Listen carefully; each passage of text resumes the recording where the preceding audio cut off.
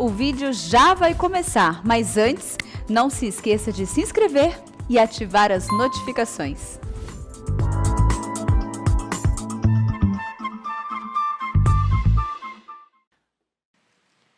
Irmãos amados, nós vamos abrir a palavra de Deus no Salmos 126. Salmos 126. Salmos 126.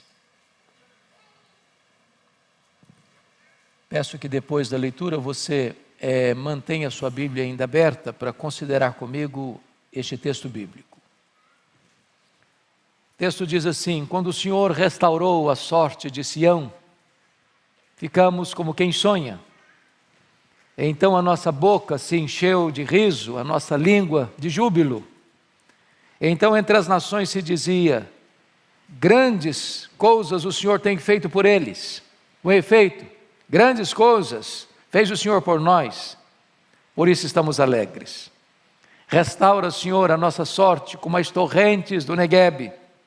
Os que com lágrimas semeiam, com júbilo ceifarão. Quem sai andando e chorando enquanto semeia, voltará com júbilo, trazendo seus feixes. Amém. Eu queria meditar com os irmãos sobre o tema: é tempo de restauração. É tempo de restauração.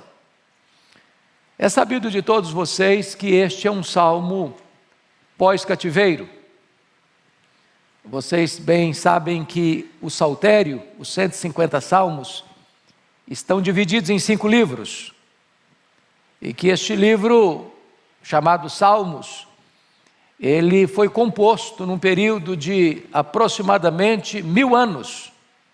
Porque você tem salmos de Moisés e você tem salmos pós-cativeiro, e este é um deles. Então, este salmo, ele retrata de maneira eloquente o tempo em que Deus libertou o seu povo da amarga escravidão do cativeiro babilônico. Este salmo retrata essa intervenção soberana de Deus na história, tirando o seu povo daquela fornalha de escravidão, trazendo de volta a sua terra. Esse salmo, ele está dividido muito claramente pelos seus verbos. Se você notar comigo os versos 1 a 3, os verbos estão no passado. Diríamos que aqui é a visão do retrovisor. É você olhar para trás. É você ver o que Deus já fez. É se impressionar e se alegrar com os atos de Deus do passado. Mas se você notar comigo no verso 4, o verbo não está no passado, mas está no presente. E ele está olhando para agora, para o momento, para a situação. Está clamando a Deus restauração. Mas se você observar comigo os versos 5 e 6, há uma mudança de novo nos verbos. E agora o verbo não está no passado, nem no presente, mas no futuro. Agora é a visão do farol alto. Agora é a perspectiva do amanhã. É o que nós nos comprometemos agora em fazer no futuro. Então chama a sua atenção para esses 3 aspectos desta passagem. Primeiramente, irmãos, olhando para o passado com gratidão. Quando o Senhor restaurou a nossa sorte, ficamos como quem sonha. Como assim restaurou nossa sorte? O que havia acontecido? Vocês se lembram que Deus havia alertado o seu povo reiteradamente, várias vezes, acerca do esfriamento da fé, acerca do descomprometimento com a verdade. Deus levantava profetas, Deus alertava o povo, Deus exortava o povo, Deus ensinava o povo, e o povo virava as costas para Deus.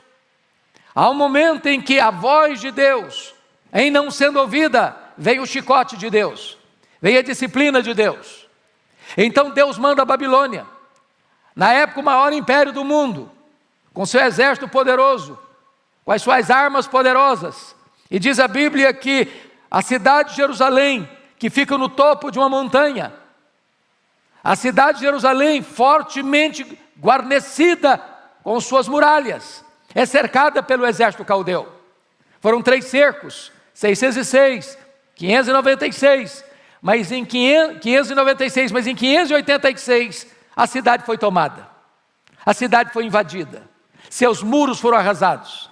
O templo de Salomão, aquele belíssimo palácio de mármore bordejado de ouro, é arrasado até os fundamentos. A cidade é queimada, a população é massacrada, crianças, velhos, mulheres são pisados como lama nas ruas.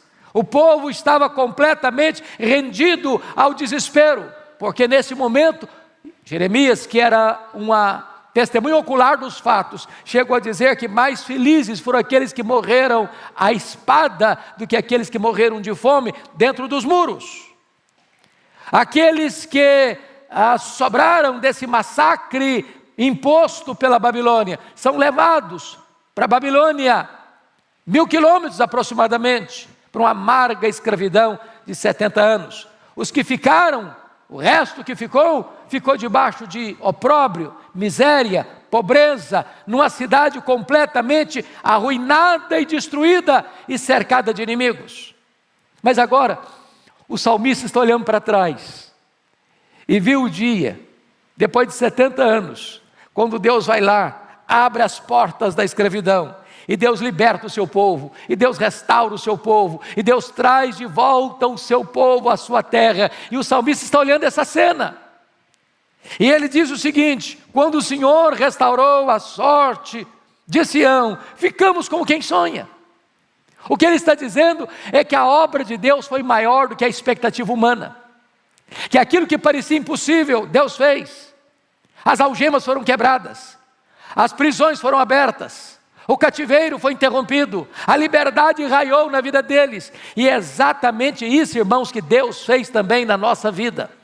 Nós éramos escravos do pecado, da carne, do mundo, do diabo, estávamos com a coleira no pescoço, éramos escravos, estávamos completamente sem esperança, e Deus foi lá e nos tirou da casa do valente, e Deus foi lá e nos tirou da potestade de Satanás, e Deus foi lá e nos arrancou do império das trevas, e nos tornou livres, verdadeiramente livres. E hoje nós estamos olhando e vendo a grande obra da libertação e da redenção de Deus na nossa vida. Versículo 2, vai nos informar o seguinte: então a nossa boca se encheu de riso, e a nossa língua de júbilo. Amados irmãos, nós deveríamos hoje, nesta manhã, olhar para a cruz, olhar para a nossa redenção, olhar para aquilo que Deus fez por nós, e nos alegrarmos. Vivemos num mundo de dores, sim. Vivemos num mundo de tristeza, sim. Vivemos num mundo de decepções, sim. Vivemos num mundo de opressão, sim. Vivemos num mundo de perseguição, é verdade, é sim também. Mas nós temos um Redentor, nós temos o nosso glorioso Deus e Salvador. Nós recebemos dele vida eterna, perdão dos nossos pecados. Nós somos um povo livre, nós somos o povo mais feliz da terra. Não há povo como a igreja, remido pelo Senhor. E hoje, nesta manhã, a nossa palavra é: alegremo-nos em Deus, porque Ele fez grandes coisas por nós. Notem comigo, que o testemunho da libertação do povo de Deus reverbera para além das fronteiras de Israel, quando diz ainda no verso de número 2, então entre as nações se dizia: grandes coisas o Senhor tem feito por eles. As nações olhavam e não podiam imaginar como um povo fragilizado, pequeno, impotente, conseguiu sair daquela escravidão. A história de Israel, na verdade, é a história das intervenções soberanas de Deus. A história da igreja é a história das intervenções soberanas de Deus. Quem olha para dentro da igreja, quem olha para o cenário da igreja e olha do lado de fora e vê o que Deus tem feito ao longo da história, como Deus poupou a sua igreja das perseguições, das fornalhas, das arenas dos animais ferozes, da crucificação, das perseguições as mais variadas, e a igreja escapa, e a igreja avança, e a igreja cresce, e a igreja se fortalece, e a igreja está viva e cheia de vigor. Isso é obra de Deus. E as nações são impactadas com esse testemunho. Quando você chega no verso 3, agora é uma análise pessoal, é o momento da reflexão. É um momento em que você precisa parar, sentar, meditar e dizer: com efeito, grandes coisas fez o Senhor por nós, por isso estamos alegres. E eu quero perguntar a você que está aqui hoje e você que está nos assistindo: o que é que Deus já fez na sua vida? Quantas muitas bênçãos? Dize-as de uma vez, e verás surpreso o quanto Deus já fez. Como é que você está? Cabisbaixo? Abatido? Triste? Lamentando? Murmurando? Como é que você reage à bondade de Deus, à graça de Deus, à misericórdia de Deus? O Senhor está conclamando a você hoje e a mim, nesta manhã, irmãos, de nos alegrarmos em Deus, de dizer cada um para si mesmo: o Senhor foi bom comigo, o Senhor tem sido bom comigo, o Senhor tem me guardado, o Senhor tem me protegido, o Senhor tem me libertado, o Senhor tem me dado vida, o Senhor tem preservado a minha saúde, o Senhor tem me dado a família, o Senhor tem me dado trabalho, mas sobretudo o Senhor tem me dado redenção, salvação, perdão, vida eterna. Eu sou cidadão do céu, eu sou membro da família de Deus, eu sou ovelha de Cristo, eu sou servo do Deus Altíssimo, eu sou embaixador de Deus, o meu nome está escrito no livro da vida, o Espírito Santo selou-me como propriedade exclusiva de Deus. Eu tenho motivos para me alegrar em Deus. Pois bem, agora notem comigo que no verso 4 muda o cenário. Ele não está olhando mais para a lente do retrovisor, agora ele está olhando para o presente. E pense comigo agora na cena. O povo volta da Babilônia. Ao chegar em Jerusalém, a cidade ainda está arruinada. Irmãos amados, a cidade de Jerusalém ficou debaixo de escombros 142 anos. A cidade de Jerusalém está cercada de inimigos, que não têm qualquer interesse na reconstrução da cidade. As levas que vieram sob a liderança de Zorobabel e depois de Esdras para reconstruir o templo, começaram a obra e pararam a obra no meio do caminho. Perseguições internas, acusações lá para o império, paralisaram a obra. O povo está pobre, os escombros estão por todo lado, pedras reviradas, o povo desanimado. Somente quando em 444 a.C., Neemias veio para a reconstrução dos muros, é que a cidade sai desse opróbrio. Então eles olham para aquele cenário de crise presente e dizem assim no verso 4 em oração: restaura, Senhor, a nossa sorte, como as torrentes do Neguebe. E eu quero destacar aqui 5 verdades desse versículo para a nossa edificação nesta manhã. Primeira verdade: as vitórias do ontem, meus amados irmãos, foram vitórias do ontem. Mas hoje nós precisamos de novas vitórias. Talvez vocês que estão aqui já tiveram momentos áureos na vida espiritual. Já foram crentes muito mais plenos da graça e cheios do Espírito Santo que estão hoje.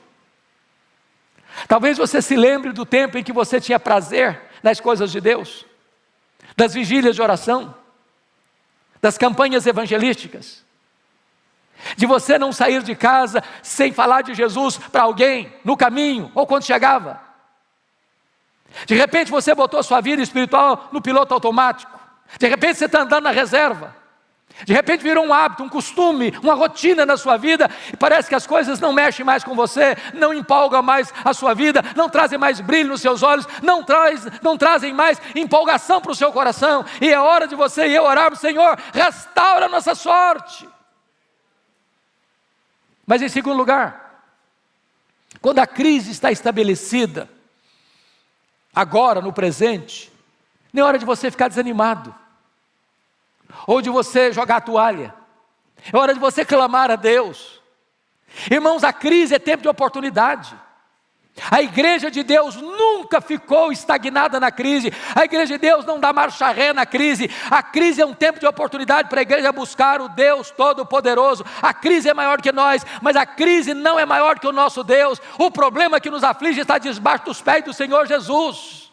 É Ele quem tem a solução, é Ele quem tem a resposta, é Ele que tem tempos de restauração para a sua igreja.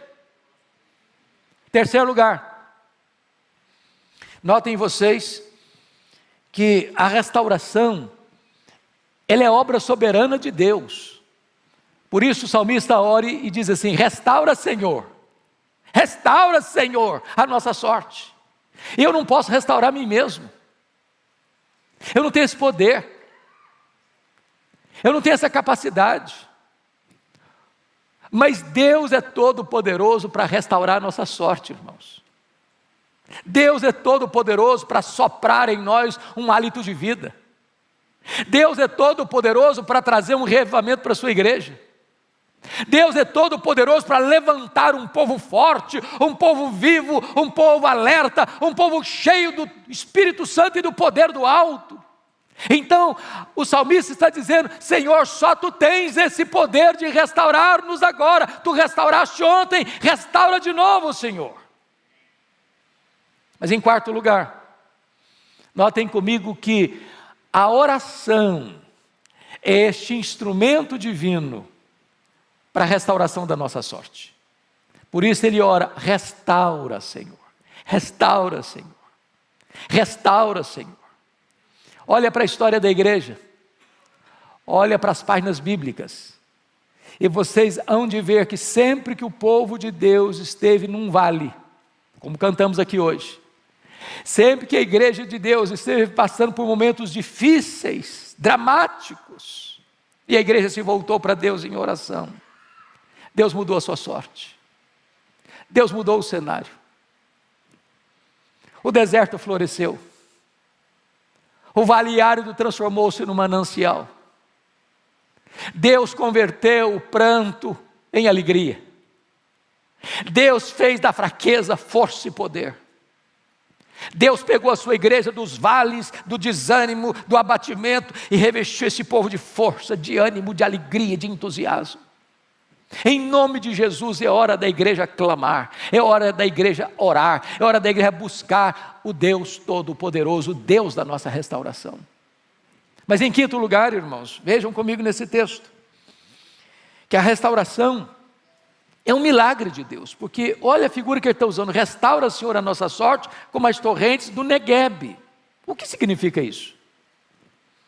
Todos vocês sabem que o Neguebe é o maior deserto da Judeia. Praticamente toda a Judeia é uma região de deserto. Montanhas, rochedos, pedregulho, vales profundos. Um lugar inóspito. E de vez em quando você vê alguns cenários impressionantes. No meio daquele deserto, você vê pomares.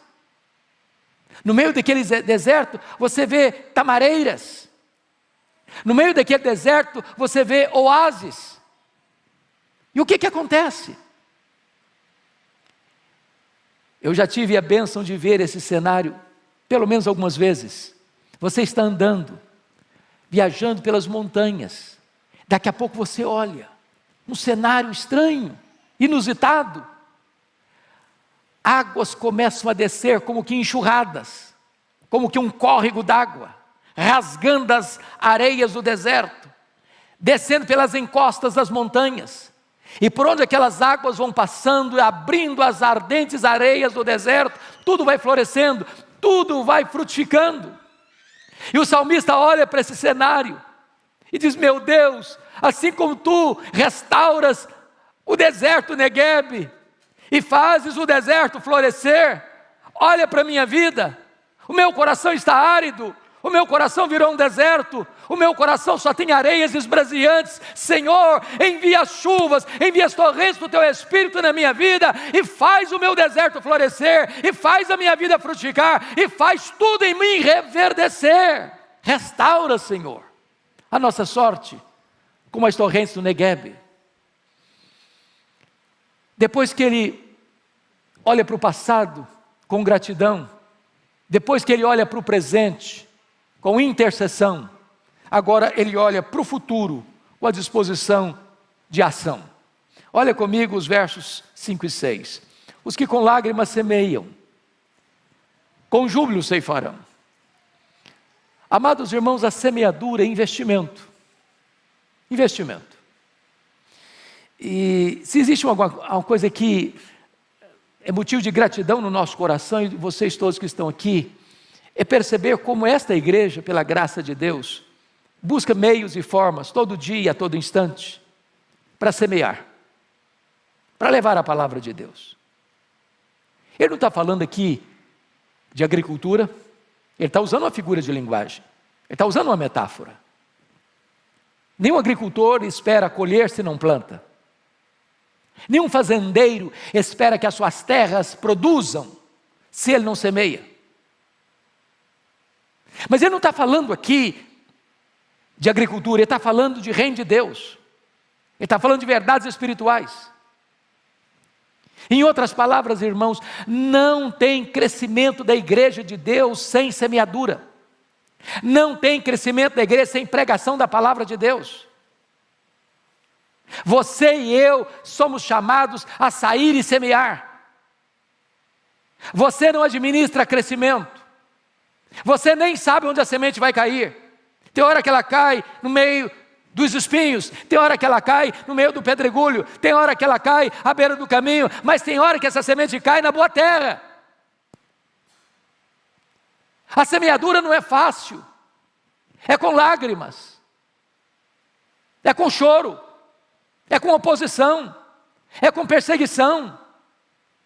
Mas se o solo estiver duro demais, então molhe esse solo com as suas lágrimas, que quem sai andando e chorando enquanto semeia, voltará com júbilo trazendo seus feixes.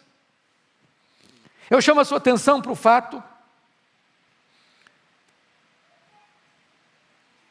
de que, via de regra, a semeadura é um tempo de choro. Mas, via de regra, a colheita é um tempo de alegria. Até na agricultura é assim.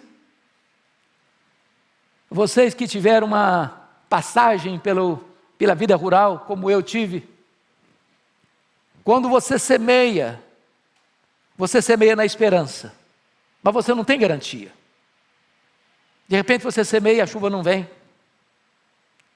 De repente você semeia e até a chuva veio para brotar, mas na hora que está na hora de dar o fruto, de granar, a chuva não vem e a semente morre na espiga. E o agricultor não colhe. Então tem choro sim. Você faz o trabalho às vezes e não vê o resultado. Mas o texto está nos dizendo uma coisa: quem sai andando, quem com lágrimas semeia, com júbilo ceifarão. É hora de nós semearmos, irmãos. É hora de nós pedirmos: Deus nos dê estratégias. Deus alarga a nossa visão. Deus amplia o nosso horizonte. Deus nos dá mais campo para semear. Deus nos dá mais semente para lançar na terra. Agora notem, para semear é preciso às vezes sair. Quem sai andando e chorando, sabe o que significa isso? A obra de Deus não é feita como programa, é feita como estilo de vida. Quem sai andando para o seu trabalho, para a sua escola, para os seus negócios, para as suas viagens, para os seus empreendimentos, você sai, você anda e você semeia. Não é um dia na semana, não é um calendário no mês, é um estilo de vida. É na medida que você vai, é assim que a igreja cresce, é assim que a igreja primitiva cresceu. É quando cada crente entende o seguinte: eu sou um semeador e eu vou sair, e na medida que eu saio, eu vou semeando, e vai semeando, e vai semeando, e Deus vai dar os frutos do seu trabalho, a alegria desses frutos. Quem sai andando e chorando enquanto semeia, voltará com júbilo trazendo os seus feixes. A semeadura é com choro, a volta é com alegria. Os feixes são abundantes. Eu quero concluir pensando aqui numa pergunta pessoal. Quantos de vocês têm feito na vida uma semeadura? Você tem esse hábito de falar de Jesus? Onde você vai? No restaurante? Para o motorista do Uber? Para a pessoa que está do seu lado no avião? Para o seu colega de trabalho? Para a pessoa que se assenta do seu lado na faculdade? para o seu parente, para o seu vizinho. Quantos aqui, e eu não peço que você levante a mão, mas quantos de vocês aqui já tiveram a experiência de levar alguém a Cristo, pessoalmente? Entenda isso, você é um semeador. Talvez você vai enfrentar resistências. Talvez você vai enfrentar lutas.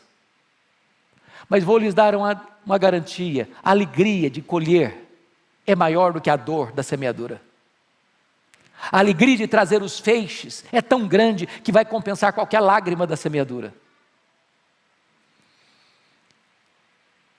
O texto está mostrando para nós do que Deus fez no passado, do que Deus faz no presente, e do que Deus pode fazer no futuro. Mas você e eu somos cooperadores de Deus. Não tem colheita onde não tem semeadura. A Bíblia diz que eu plantei, Apolo regou, mas o crescimento vem de Deus. Mas não tem crescimento se não tiver semeadura e se ninguém regar. É hora da igreja entender essa verdade. Não apenas a partir do púlpito da igreja, não apenas a partir das mídias sociais, não apenas a partir dos programas missionários da igreja, plantação de novas igrejas. É hora da igreja imaginar o seguinte: eu sou um semeador, eu sou um agente dessa obra, eu coopero com esse trabalho, eu quero que a minha igreja avance, cresça, semeie, colha e alargue as suas fronteiras, e Deus, conte comigo, porque eu sou um semeador. Eu queria orar com você. Eu queria que você agora curvasse a sua fronte por um momento e parasse para fazer 3 reflexões. Primeira delas, você pode dizer com toda alegria nesta noite que o Senhor já restaurou sua sorte, que você é uma nova criatura, que Jesus já quebrou o seu cativeiro, já libertou você das escravidões ou das algemas do pecado, da escravidão do pecado. Como é que está a sua vida hoje? Tem aridez? Tem sequidão? Quem sabe hoje você possa então levantar os céus a sua oração e dizer: Senhor, restaura a minha sorte. Eu quero voltar ao primeiro amor. Eu quero que o melhor daquilo que eu já vivi até hoje sejam medidas mínimas do que tu vais fazer daqui para frente na minha vida e através da minha vida.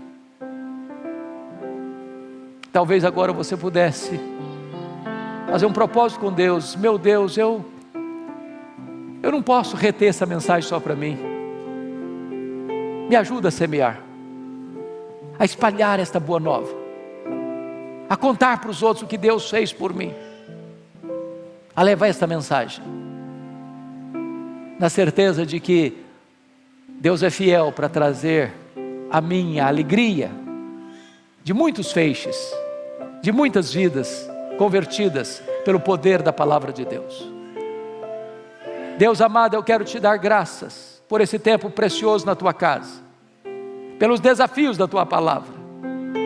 Oramos, Deus, para que tu reavives o nosso coração nesta manhã, que tu enchas a nossa alma de gozo, de alegria, de contentamento por aquilo que tu já fizeste, por aquilo que estás fazendo e por aquilo que hás de fazer para a glória do teu nome, em nossa vida e através da nossa vida. Assim oramos em nome de Jesus. Amém.